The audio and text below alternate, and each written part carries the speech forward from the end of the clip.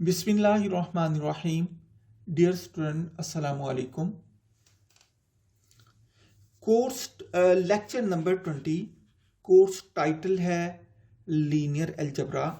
Topics जो आज हम स्टडी करेंगे वो है properties of eigen values and eigen vectors, eigen space, similar matrix and diagonalisable matrix. तो ये हम टॉपिक आज स्टडी करेंगे। प्रॉपर्टीज ऑफ आइजन वैल्यू की पहले मैं आपको बात बता दूं। तो यहां पर मैंने बात की है कि let A be n cross n matrix. Eigen value या आइजन वेक्टर की जब भी बात हो, याद रखें मैट्रिक्स हमेशा स्क्वायर होना चाहिए। If x and y are eigen vector associated with the eigenvalue lambda of A, then if x plus y is not equal to 0, it follows that x plus y is also an eigenvector associated with eigenvalue lambda। देखिए, मेरे पास कोई भी eigen value थी lambda, उसके लिए दो eigen vector आ गए। एक आइजन वेक्टर x आया और एक आइजन वेक्टर y आया। हमने इन दोनों आइजन वेक्टर को ऐड करके देखा, अगर आंसर 0 नहीं आता तो जो x प्लस वाई होगा वो भी आइजन वेक्टर होगा। मतलब जब भी दो आइजन वेक्टर को ऐड करें, आंसर 0 ना आए तो जो रिजल्टेंट होता है वो भी आइजन वेक्टर होता है। ठीक है, यही बात की इसके अंदर। Number 2, if x is an eigen vector associated with eigenvalue lambda of A, then kx where k is not equal to 0 is also eigenvector associated with eigenvalue lambda, also kx is not equal to 0। मैंने कहा मेरे पास एक matrix A था, A की जो eigen value आई lambda आई, इस eigen value के along infinite eigen vector आ गए, उसमें से मैंने एक आइजन वेक्टर लिया। अगर मैं कोई एक ये आइजन वेक्टर है, आइजन वेक्टर, ये आइजन वैल्यू है, आइजन वैल्यू, और ये क्या है, आइजन वेक्टर। अच्छा, इस आइजन वैल्यू के लिए आया ये, मैं के एक स्केलर लेता हूं, के एक स्केलर लिया, मैंने इस स्केलर को आइजन वेक्टर से मल्टीप्लाई किया। अगर ये 0, यहां पर शर्त ये है कि जो के है वो 0 नहीं होना चाहिए। अगर के ऑफ एक्स भी 0 नहीं आता तो जो के एक्स होगा वो भी आइजन वेक्टर होगा। ठीक है जी। Number 3, if lambda is eigen value of A and x is associated eigenvector, then for any non-negative integer k, lambda k is an eigenvalue of k square and x is an associated eigenvector। ठीक है, तो मैंने यहां पर बात की है, matrix A था, उसकी आइजन वैल्यू लैम्डा थी और उसका आइजन वेक्टर x था। अगर मैं मैट्रिक्स का स्क्वायर कर दूं तो आइजन वैल्यू का भी स्क्वायर हो जाएगा। मैट्रिक्स का क्यूब ले लूं, आइजन वैल्यू का क्यूब हो जाएगा। अगर मैट्रिक्स की पावर n ले लूं, आइजन वैल्यू की पावर भी k आ जाएगी। मतलब अगर एक आइजन वैल्यू के लिए मैंने a की आइजन वैल्यू 2 आ गई, a स्क्वायर की आइजन वैल्यू 2 4 आ जाएगी, A3 की आइजन वैल्यू 2⁻³ 8 आ जाएगी। मतलब ये बढ़ता चला जाएगा इसी तरीके से, यही मैंने यहां पर बात की। नंबर 4 है जी, if lambda and mu are distinct eigenvalues of A with associated eigenvector x and y respectively,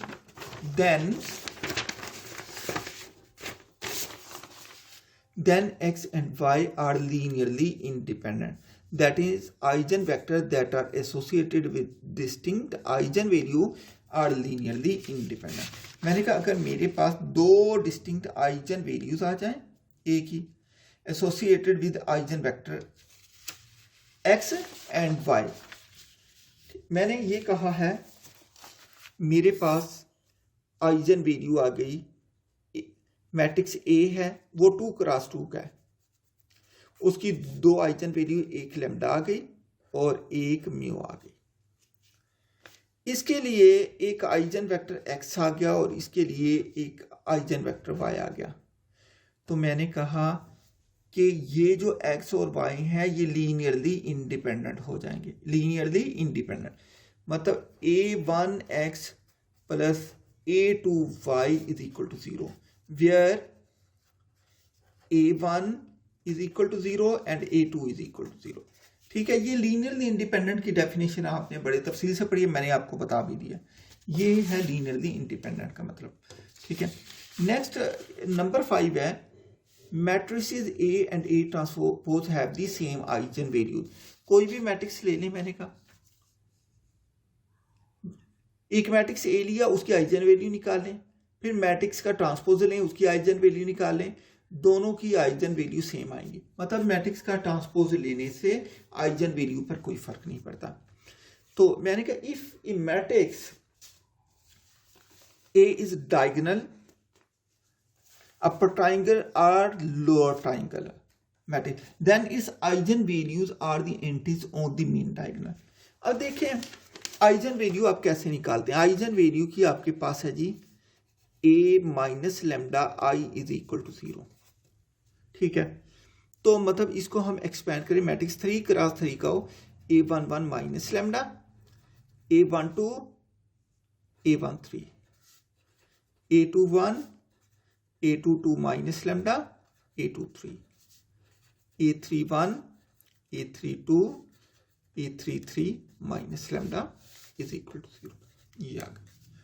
तो ये ऐसे आइजन वैल्यू फाइंड। अब वो कहते हैं अगर मैट्रिक्स इस तरीके से आ जाए, मतलब ये मैट्रिक्स जब आपने a1 a2 a3 की वैल्यू डाली इस तरीके का, 1 माइनस लेमडा 0 0, ठीक है,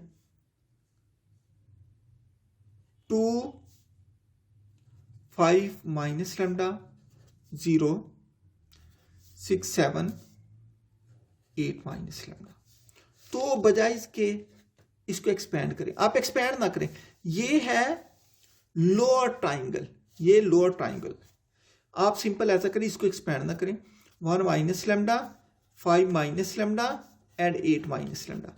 ये डायगोनल एलिमेंट को मल्टीप्लाई कर दें, ये आइजन वैल्यू आ गई, 1 minus lambda is equal to 0, 5 minus lambda is equal to 0 and 8 minus lambda is equal to 0। ये आइजन वैल्यू है, lambda is equal to 1, lambda is equal to 5 and lambda is equal to 8। Similarly अगर upper triangular आ जाए, मतलब 1 minus lambda 5 4 0 2 minus lambda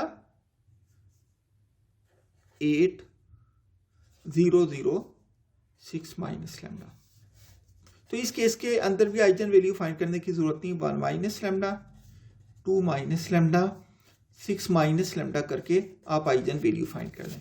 ठीक है, इसके बाद मैंने डायगोनल की बात की। अगर इस तरीके से आ गए 1 minus lambda 0 0 0 2 minus lambda 0 0 0 5 minus lambda, तो इसको भी एक्सपेंड करने की जरूरत नहीं।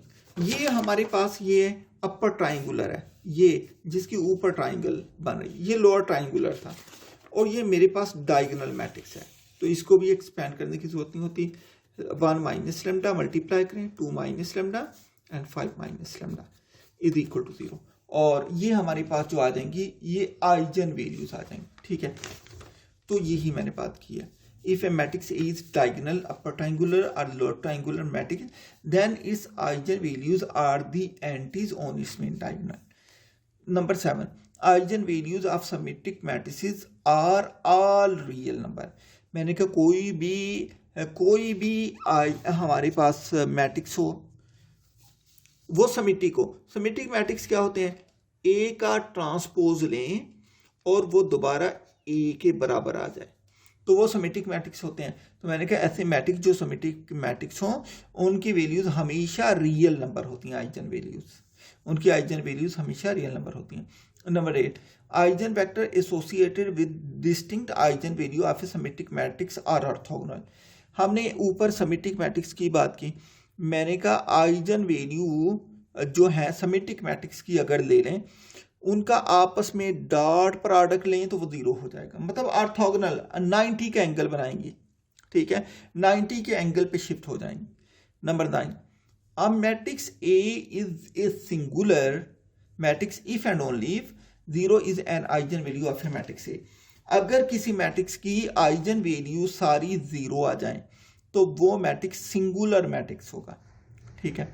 Number 10, similar matrices have the same eigen value. ऐसे मैट्रिसेस जो सिमिलर हों उनकी आइजन वैल्यू भी सेम होती हैं। ये सिमिलर मैट्रिसेस क्या होते हैं, ये आगे चल के मैं इसी की बात करता हूँ, ये बताता हूँ आपको। और a matrix A is diagonalizable if and only if A has n linearly independent eigenvalue। अगर A की वैल्यू जो है, A के जो वेक्टर हैं वो लीनियरली इंडिपेंडेंट हो जाएं तो मैट्रिक्स जो होता है वो डायगोनलाइजेबल हो जाता है। मतलब ये डायगोनलाइजेबल क्या है, ये किसी भी मैट्रिक्स को डायगोनल मैट्रिक्स में कन्वर्ट करने का जो प्रोसेस है ऐसे मैट्रिक्स को डायगोनलाइजेबल कहते हैं। Number 12, if a matrix A has n distinct eigenvector then the matrix A is diagonalizable। मैंने कहा कोई भी मैट्रिक्स A है उसके अगर आइजन वेक्टर सारे के सारे डिफरेंट आ जाएं तो हम क्या कहते हैं, the matrix A is diagonalizable, तो उस मैट्रिक्स को डायगोनलाइजेबल कहते हैं। अब सिमिलर मैट्रिसेस की बात करता हूं। Similar matrices, a matrix B is said to be similar to matrix A if there is non-singular matrix P, if there is non-singular matrix P such that B is equal to P inverse A P, B is similar to A। B is similar to A को इस तरीके से लिखा जाता है, जो अकेला होता है वो सिमिलर होता है, जो अंदर होता है उस पर सिमिलर होता है। इसका मतलब ये लिखने का B is similar to A, ठीक है। तो हम कैसे, अगर हमने ये निकालना हो कि A is similar to B तो फिर क्या करते हैं, ये था B is similar to A, A is similar to B करना है तो क्या करेंगे, हम दोनों साइड पे मल्टीप्लाई कर देंगे P से, क्योंकि ये P इनवर्स है तो P से मल्टीप्लाई किया, लेफ्ट से किया, इधर भी लेफ्ट से इधर भी लेफ्ट से। हम जानते हैं P इनवर्स आइडेंटिटी के बराबर होता है, लिहाजा मैंने इसकी जगह पर आइडेंटिटी डाल दी, PB आइडेंटिटी AP। इसके बाद P आइडेंटिटी किसी भी मैट्रिक्स से मल्टीप्लाई हो तो वो दोबारा वही मैट्रिक्स आ जाता है, ठीक है। तो PB is equal to AP हो गया। अब हमने क्या किया, हमने इस P को खत्म करना है, क्योंकि A को अकेला करना है, A is similar to B हमने फाइंड करना है, तो मैंने मल्टीप्लाई कर दिया बोथ साइड P इनवर्स पे, P inverse A P into P inverse, P inverse P identity हो गया, ये आइडेंटिटी आ गया, PB P inverse is equal to A identity किसी मैट्रिक्स से मल्टीप्लाई हो वो ही आ जाता है, PB P inverse is equal to A क्या हो गया, PB P inverse, which shows that A is singular to B। ये हमें बताता है कि A is similar to B। अब इसके एग्जांपल करते हैं।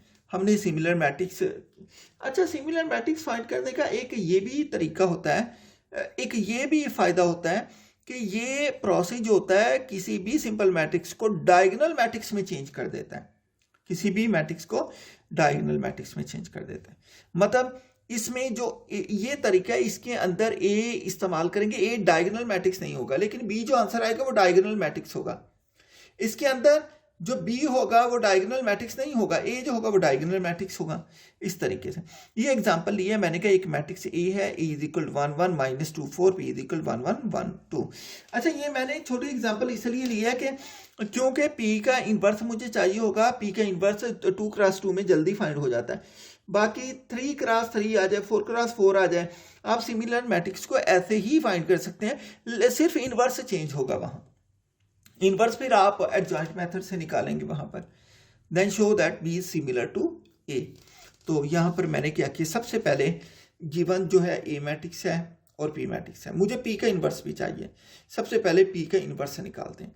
तो here first we find P inverse is equal to adjoint of P over P determinant, that is equal to adjoint of P। कैसे निकालते हैं, इन दोनों की जगह चेंज कर देते हैं, इन दोनों के साइन चेंज कर देते हैं, ये जगह चेंज हुई 2 1 आ गया, ये साइन चेंज हुआ -1 divided by P determinant, P का डिटर्मिनेंट हमने फाइंड किया तो ये हमारे पास P इनवर्स क्या आ गया 2 -1 ओवर -1 1, इसका डिटर्मिनेंट 1 निकला, लिहाजा P इनवर्स हमारे पास क्या आ गया पी इनवर्स हमारे पास आ गया, पी इनवर्स 2 -1 -1, इन दोनों इनकी वैल्यू पुट की। ये मैंने यहाँ पर पी इनवर्स की वैल्यू पुट की, ये मैंने ए की वैल्यू पुट की, ये मैंने पी की वैल्यू पुट की। पहले मैंने दो मैट्रिक्स को मल्टीप्लाई किया, तीसरा बाद में। फिर मैंने कहा since B is equal P inverse A P है, तो इसकी जगह मैंने क्या लिख दिया, बी लिख दिया, इसकी जगह बी लिख दिया। ये मल्टीप्लाई होकर ये वैसे का वैसे दोबारा मल्टीप्लाई करें, बी निकला है 2 0 0। देखिए ये एक डायगोनल मैट्रिक्स निकला है, ठीक है। तो 10 बी सिमिलर टू ए, ये वो। इसकी प्रॉपर्टीज क्या होती हैं? प्रॉपर्टीज हैं ए इज सिमिलर टू ए। कोई भी मैट्रिक्स अपने आप पर हमेशा सिमिलर होता है। If B is similar to A then A is similar to B. अगर ए बी पर सिमिलर है तो बी ए पर सिमिलर होगा। अगर बी सिमिलर है ए पर तो ए सिमिलर है बी पर। अगर मैट्रिक्स 3 आ जाए, if A is similar to B and B is similar to C then A is similar to C. ये इसकी प्रॉपर्टी है, ठीक है। इसके बाद हम बात करते हैं डायगोनलाइजेबल मैट्रिक्स की।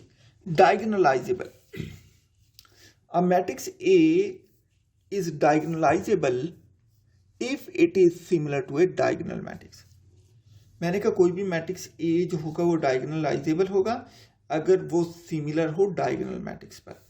इन this case we also say that A can be diagonalizable. Example given, जैसे हमने एग्जाम्पल 1 में इसी में अभी हमने प्रूव किया है, ये वाली जो एग्जाम्पल हमने पूरी की है, मैंने इसी का हवाला दिया।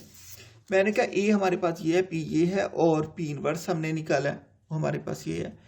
हमने यहाँ पर प्रूव किया कि जो बी था ये सारे का सारा, ये हमारे पास क्या आया था 2003। मैंने उसके हवाला दिया, डायरेक्ट लिखा 2003 है। लेकिन जब हम ए की फाइंड करते हैं तो ए हमारे पास यहाँ से हमने ए निकाली है, ए किसका, इस पर। तो इसका मतलब ये हुआ कि जब हम सिमिलर मैट्रिक्स निकालते हैं तो उनमें एक डायगोनल मैट्रिक्स जरूर होता है। ये दोबारा वही मैट्रिक्स आ गया जो कि गिवन था। मतलब जब हम इसको कन्वर्ट करते हैं डायगोनल मैट्रिक्स में हमने तब्दील करना हो तो उसका हम सिमिलर मैट्रिक्स निकाल लेते हैं। जो सिमिलर मैट्रिक्स होता है वो डायगोनल मैट्रिक्स होता है। लेकिन अगर डायगोनल का दोबारा सिमिलर निकालेंगे तो वो वही आ जाएगा जो कि पहले आप कर चुके हैं, a is equal to 1 1 -2 4। This is the proof of if A and B are similar matrices then A is diagonalizable since it is similar to B। Next हम बात करते हैं आइजेनस्पेस की। Eigenspace this set consisting of all eigenvector of A associated with lambda j। lambda j मैंने इसलिए किया कि eigen value एक नहीं आती, ज्यादा आती है, lambda 1 lambda 2 lambda 3, ठीक है। तो as well as the zero vector is a subspace of Rn called the आइजेनस्पेस। देखिए हमने एक एग्जांपल की थी आइजन वैल्यू और आइजन वेक्टर की, ठीक है। ये आइजन वैल्यू और आइजन वेक्टर की बात की थी जब हमने आइजन वेक्टर 3 निकले थे, इसके 3 आइजन वैल्यू के लिए, ठीक है। जब लैम्डा 1 था तो इसका आइजन वेक्टर क्या आया था, -r/2 + r/2 r। ये -r/2 r/2 + r। जब लैम्डा को मैंने 2 लिया तो इसका आइजन वेक्टर क्या आया, इसका आइजन वेक्टर आया मेरे पास -r/2 r/4 r। ये मैंने इसके अंदर लिखा -r/2 r/4 r। और तीसरे के लिए आइजन वेक्टर क्या है, लैम्डा 3 के लिए -r/4, ये आया -r/4 r/4 r, -r/4 r/4 r। अच्छा, अगर हम जितने आइजन वेक्टर हैं उन सबको एक सेट में लिखें और उसके अंदर एक आइजन वेक्टर एक वेक्टर 0 0 भी शामिल कर दें तो ये जो सेट होता है ये सेट आइजन स्पेस बन जाता है, ठीक है। अब हम रूट ऑफ मल्टीप्लिसिटी की बात करते हैं। समटाइम ऐसा होता है कि जब आइजन वैल्यू हम निकालते हैं, इसमें तीनों डिफरेंट निकली थी ना, lambda is equal to 1, lambda is equal to 2, lambda is equal to 3। Sometime ये ऐसा होता है कि तीनों सेम निकल आती हैं, या कुछ सेम आ जाती हैं कुछ सेम नहीं आती, तो उसे मल्टीप्लिसिटी ऑफ आइजन वैल्यूज कहते हैं। ये आपकी असाइनमेंट है, आपने इसके क्वेश्चन जो है ना करके मुझे सेंड कर दें। If all roots of the characteristic polynomial of A are real and not all distinct, then matrix A may or may not be diagonalizable. The characteristic polynomial of A can be written as the product of n factor each of the form. lambda minus lambda j, where lambda j is the root of the characteristic polynomial and the eigenvalues of a are the real roots of the characteristic polynomial of a. Thus the characteristic polynomial can be written as. अच्छा, हमारे पास कोई भी n order का matrix था, हमने या इससे ज्यादा ऑर्डर का था, हमने आइजन वैल्यू निकाली, जब हमने फैक्टराइज किया तो हर फैक्टर की पावर आ गई। इसकी मिसाल के तौर पर स्क्वायर आ गई, इसका क्यूब आ गई, इसकी 4 आ गई, मतलब एक ही फैक्टर में 2 2 3 3 4 4 रूट है, तो ये रूट मल्टीप्लिसिटी है। यहाँ पर lambda 1 lambda 2 lambda 3 lambda r जो है ये रूट है उसके। तो इसको किस तरीके से सॉल्व करते हैं जब आइजन वैल्यू सेम आ जाए, तो ये मैंने आपको ये बता दी, उसके बारे में कंसेप्ट आपने इसके बस न्यूमेरिकल क्वेश्चन करके मुझे आपने सेंड कर दें, मैं ताकि मुझे पता चले आपने भी कुछ काम किया। तो eigen value of A and k1 k2 kr are integer whose sum is n, ये सारी इंटीजर जो है इनका सम जो है n के बराबर हो जाता है। The integer ki is called the multiplicity of lambda i. हम इसको क्या कहते हैं, k को, ki को root multiplicity of lambda i कहते हैं। नेक्स्ट है जी ऑर्थोगोनल मैट्रिक्स। ऑर्थोगोनल मैट्रिक्स कौन से मैट्रिक्स होते हैं? A non singular matrix A is called an orthogonal matrix if A inverse is equal to A transpose. अगर किसी मैट्रिक्स का इनवर्स उसके ट्रांसपोज के बराबर हो जाए तो हम कहते हैं ये दोनों मैट्रिक्स ऑर्थोगोनल मैट्रिक्स हैं। इसको यूं भी कह सकते हैं, we also say that in non singular matrix A is orthogonal if A transpose A is equal to identity. अगर मैट्रिक्स का ट्रांसपोज लें, मैट्रिक्स को ट्रांसपोज को मल्टीप्लाई करें, आंसर आइडेंटिटी आ जाए, तो ये मैट्रिक्स जो होते हैं ऑर्थोगोनल होते हैं। ये दोनों डेफिनेशन है उसकी। नोट, अब मैंने थोड़े से बेसिक पॉइंट लिखे हैं, वही बातें जो मैंने की थी कि आइजन वैल्यू के मुतालिक जो आइडिया दिया वो जर्मन मैथमेटिशियन ने दिया था, ठीक है। तो मैंने कहा eigen is a German word which means proper. इसका मतलब आइगन का मतलब क्या होता है, proper. Therefore, eigenvalues are also called proper values, characteristic values and latent values। मतलब एक ही चीज के चार नाम है। आइजन वैल्यू कहते हैं, इसको कुछ लोग आइगन भी पढ़ते हैं, आइगन पढ़ लें या आइजन पढ़ ले, दोनों तरीके से ठीक है। तो आइगन का मतलब क्या, प्रॉपर भी है, इसका मतलब करेक्टरिस्टिक भी है, इसका मतलब लेटेंट भी है, यानी कि ये कुछ भी कहें वो आइगन वैल्यू के ही नाम है। तो यहाँ पर मैंने कहा जो eigen vector are also called proper vector. जो आइजन वेक्टर होते हैं उनको हम प्रॉपर वेक्टर भी कहते हैं। We also see that x is equal to 0 always satisfy the relation x is equal to lambda x, but x is equal to 0 is not an eigen vector. तो मैं ये बात पहले ही कर चुका हूँ, x 0 आइजन वेक्टर नहीं होगा। Since we already have discussed in the definition of eigenvalues and eigenvectors that x is non-zero vector, तो हम कह चुके हैं इसकी डेफिनेशन में कि x एक नॉन जीरो वेक्टर होता है। The number lambda can be real और कम्प्लेक्स। मैंने कहा जो आइजन वैल्यूज हैं ये रियल भी हो सकती हैं, कम्प्लेक्स भी हो सकती हैं। अगर आइजन वैल्यू रियल है तो उनके लिए आइजन वेक्टर भी रियल आएगा, अगर आइजन वैल्यू कम्प्लेक्स है तो उनके लिए आइजन वेक्टर भी कम्प्लेक्स आएगा। तो ये लास्ट में मैंने इनके फार्मूले लिख दिए। कैरेक्टरिस्टिक पोलिनोमियल के लिए फार्मूला था, वही मैंने बात रिपीट किया, f of lambda is equal to determinant of A minus lambda I n. इसके बाद मैंने आइजन वैल्यूज के लिए लिख दिया है। आइजन वैल्यू के लिए मेरे पास है formula for eigen value is determinant of A minus lambda I n is equal to 0। Number 3 formula for eigen vector is A minus lambda I n x is equal to 0। ये मैंने आपको बाकी 5 question दिए हैं, इसमें आपने characteristic polynomial भी find करनी है, आइजन वैल्यू भी फाइंड करनी है, आइजन वेक्टर भी फाइंड करना है। इसमें मैंने आइजन वैल्यू लिखा है और आइजन वेक्टर भी लिखा है, लेकिन करैक्टरिस्टिक पोलिनोमियल नहीं लिखा। तो आप करैक्टरिस्टिक पोलिनोमियल भी फाइंड कर लें। तो ये 5 क्वेश्चन है। A is equal to 1 2 1 0 1 2 -1 3 2, B is equal to 2 -2 3 0 3 -2 0 -1 2, and c is equal to 2 2 3 1 2 1 2 -2 1, and d is equal to 1 2 3 4 0 -1 3 2 0 0 3 3 0 0 0 2, and e है जी 4 2 0 0 3 3 0 0 0 0 2 5 0 0 0 2। तो ये याद रखें स्टूडेंट कि इस असाइनमेंट को आपने सॉल्व करते हुए आपने समझ सोच के इसको इस्तेमाल करना है। जो आसान तरीके से हो सकता है, आप ज़्यादा किसी लेंथी प्रोसीजर के अंदर ना उलझें। और इसके अलावा रूट मल्टीप्लिसिटी के क्वेश्चन भी आपने करने हैं, सिर्फ न्यूमेरिकल चाहिए, प्रोसेस मैंने आपको बता दिया है। तो बाकी और भी एक दो की पॉइंट्स हैं, वो मैंने इसलिए नहीं बताए ताकि आप सॉल्व करें तो आप खुद समझें, तो फिर हम वो ज़्यादा बात बेहतर रहेगी। ठीक है जी, ओके, अल्लाह हाफिज़।